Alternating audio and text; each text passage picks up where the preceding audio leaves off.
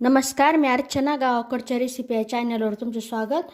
आज मी तुम्हाला एकदम झटपट बनणारी आमटी दाखवणार आहे, एकदम स्वादिष्ट अशी। तर इथे मी मुगाची डाळ घेतलेली आहे। डाळीला स्वच्छ धुवून घ्यायचं। कुकरमध्ये तेल टाकायचं। तेलामध्ये सुरुवातीला मोहरी, त्यानंतर जिरे।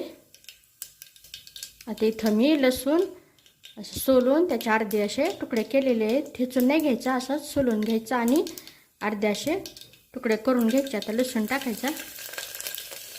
लसूण चांगला गुलाबी रंगावर परतून घ्यायचा।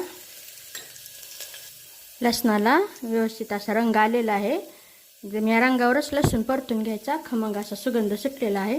ती डाळ स्वच्छ धुवून घेतलेली यामध्ये टाकायची। लसणाला छान गुलाबी रंग आला, खमंग सुगंध सुटला की गॅसची आच एकदम कमी करून टाकायची, म्हणजे लसूण करपत नाही। यामध्ये हळद, घरगुती मसाला, काळं तिखट आवडीनुसार,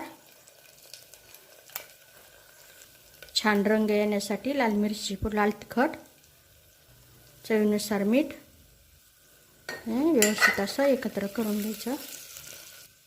तर गॅसची आच वाढवायची आणि पाणी टाकायचं गरजेनुसार।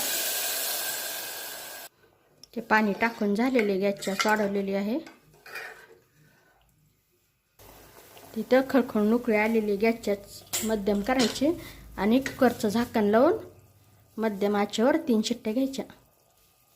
आता इथं 3 शिट्ट्या झालेल्या, गॅस बंद करून टाकलेला आहे। आपोआप आता वाफ जाऊ द्यायची, मग कुकरचं झाकण उघडायचं।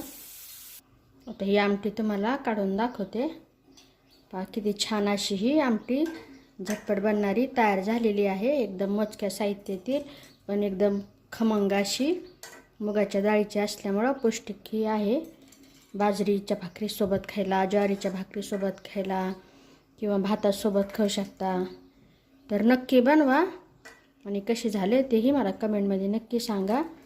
अशा माझ्या साध्या सोप्या पद्धतीच्या रेसिपीज तुम्हाला आवडत असतील तर माझ्या चॅनलला सबस्क्राईब करा, लाईक करा।